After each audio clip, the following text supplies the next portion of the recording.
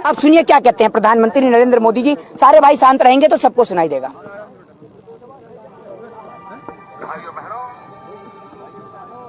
गरीबी क्या होती है? सुनिए, मैं बोलता रहता हूँ, भाइयों और बहनों, गरीबी क्या होती है?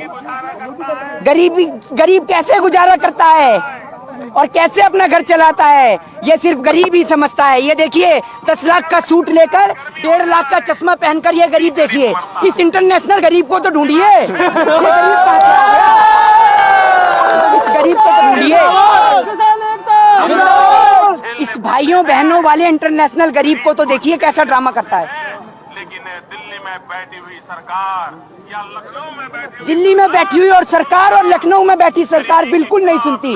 और आज भी लखनऊ में बैठी सरकार तो बिल्कुल ही सुननी, बहरी हो गई, क्योंकि उसने नाम ही बदल दिया लखनऊ का। लखनऊ का नाम बदल के उसने रख दिया होगा अमेरिका या जापान, तो उसको कोई फर्क ही नहीं पड़ता। वो कलाकार आदमी है भाई साहब। तो आप ये बता दीजिए, आप किस प्रकार से मनाएंगे? आप सरकार से उम्मीद क्या लगा रहे हैं? अब आप मनाएंगे क्या? ये रूठी हुई दुल्हन थोड़ी है, किसको जाके मनाएंगे? मनाएंगे क्या? वोट दिया है, वोट दिया है, देश की सरकार ने, देश के लोगों ने वोट दिया है, और जाएंगे और सीधे कहेंगे कि बिल वापसी लो, और जिस दिन बिल वापसी उस दिन घर वापसी, सीधे तौर पर है। 77 दिन से बैठे हुए हो। 78वां दिन है। हाँ, 77 दिन तो पूरे हो गए ना। 78वें दिन में आपको अभी तक क्या नाम है बिल वापस नहीं हुए, और आप कह रहे हो बिल वापस करा के जाएंगे। क्या वापस कराओगे? एक बात मुझे बताइए, कितने समय से पत्रकारिता कर रहे हैं? मैं कितने भी समय से पत्रकारिता कर रहा हूँ। अब ये तो सुनिए, देश का इतिहास पढ़ा है आपने? इस भारत देश के इतिहास में सुनिए, भारत देश के इतिहास में इतने बड़े बड़े जनव्यापी आंदोलन चले, इतिहास पढ़ा हो तो आपको पता भी होगी कि जिन आंदोलन के आगे देश की सरकार नतमस्तक हुई है और देश के प्रजातंत्र के आगे झुकी है और माफी भी मांगी है, और पूर्ण रूप से हमें देश के किसान के इस आंदोलन पे यकीन है कि सरकार झुकेगी भी और किसान से माफी भी मांगेगी। बंगाल में अब अमित शाह जी कह रहे हैं कि बंगाल के किसानों को 18,000 रुपए दिए जाएंगे। अब क्यों 2000 में खर्चा पूरा नहीं हो रहा? आपको नहीं मिले 2000? आपको नहीं मिले 2000?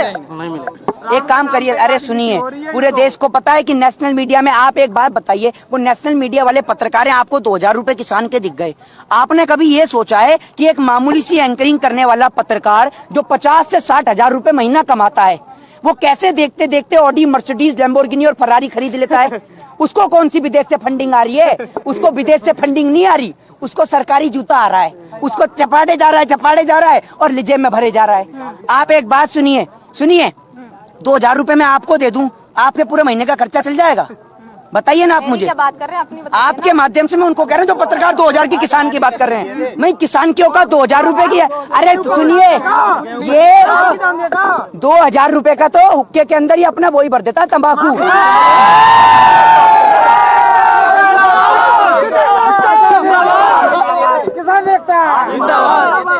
खाद पानी के लिए दिए थे, ना कि आपको तंबाकू भरने के लिए। खाद पानी में 2000 रुपए में खाद आ जाती है, हैं? क्यों आएगा? नहीं, एक बोरी तो आएगा। वाह भाई वाह। सुनो, एक बोरी, अरे आप कह रहे हैं 2000 रुपए में एक बोरी खाद आ जाती है। इन्होंने क्या हेमा मालिनी की तरह अपने घर की छत पे गन्ना उगा रखा है क्या कि एक बोरी खाद में काम चल जाएगा? आप गए थे मुंबई, आप गन्ना खा के आए क्या? भाई आप तो कहे, जब देश के सारे पत्रकार कह रहे हैं, देश की मीडिया के जो बिकाऊ पत्रकार हैं वो कह रहे हैं, देश के नेता कह रहे हैं कि ये खालिस्तानी है, पाकिस्तानी है, आतंकवादी हैं, तो भैया सारे तो जो किसान हैं वो तो पहुंच गए हैं। आपने देखा संसद के अंदर हेमा मालिनी पहले फ्लोर पे गन्ना उगा रही हैं, दूसरे पे मक्का और तीसरे पे ज्वार, तो उनके लिए तो 2000 बहुत है। एक कट्टा खाद में तीनों जगह डल जाती है उनकी खाद। बहिष्कार तो पतंजलि का भी किया था, बहिष्कार तो पतंजलि का भी किया था ना आपने? पतंजलि का भी तो बहिष्कार किया था। आज उन्हीं की कंपनी है जिसने 227 करोड़ का मुनाफा कमाया है। आपने उस काणे से पूछा कि वो रजत शर्मा के शो में बैठकर जो यूं करके, भाइयों बहनों बच्चों सुनिए, ये रजत शर्मा के शो में बैठकर ये 2.25 आंख वाला मिंटिया, ये 2.25 आंख वाला मिंटिया सलवार जीवी, इनके लिए सलवार जीवी, ठीक है। ये सलवार जीवी रजत शर्मा के शो में बैठ के बच्चों से पूछता है, बच्चों आपको 35 रुपए पेट्रोल चाहिए या 90 रुपए पेट्रोल चाहिए? जो आपको 35 रुपए पेट्रोल दिलाएगा उसे वोट देंगे या 90 रुपए वाले को? अबे काने, तू पतंजलि में पेट्रोल भी बनाने लग गया क्या? ये बता ना।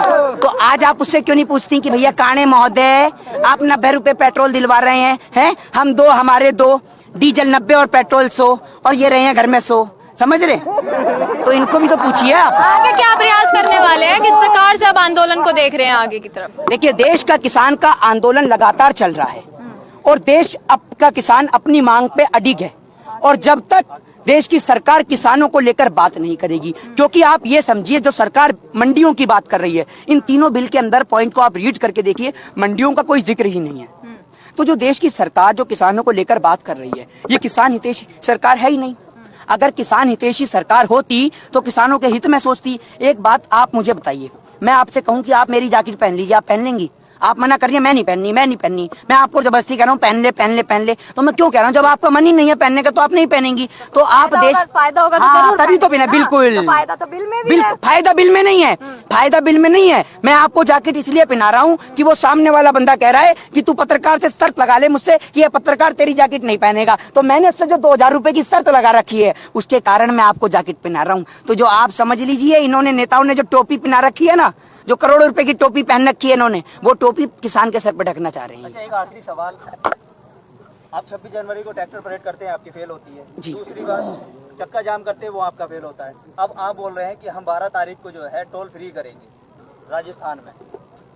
आप चुनाव की तैयारी कर रहे हैं क्या जो राजस्थान में आप टोल फ्री करेंगे, जबकि आपका तो ये किसान आंदोलन है? एक बात मुझे बताइए मेरे भाई, आपने बोला कि 26 जनवरी 6 फरवरी कि जो किसान का जो भारत बंद था वो असफल रहा। कैसे असफल रहा? ये भारतीय जनता पार्टी के कार्यकर्ता नहीं है, आप इस बात को समझिए। ये हमारे देश का किसान है जो अपनी भारत माँ से प्रेम करता है। इनकी नजर में तो भारत बंद जब सफल होता है जब तक सरकारी संपत्तियों को तोड़ा ना जाए, जब तक कूद फान ना हो, जब तक एक आध दो के हाथ पैर ना टूट जाए, ये तो तब भारत बंद सफल करते हैं। ये देश का किसान है, ये शांतिपूर्वक ढंग से कानून और संविधान के दायरे में रहकर, जिस तरीके से आपने देखा 6 फरवरी को एम्बुलेंस भी आराम से गई और आई, और जो जरूरत का सामान था उसे भी आराम से आने दिया गया और जाने दिया गया, क्योंकि किसान की लड़ाई देश की सरकार की नीतियों से है, ना कि देश की आम जनता से है। ये बात आपको समझनी होगी। जय हिंद, जय भारत, वंदे मातरम।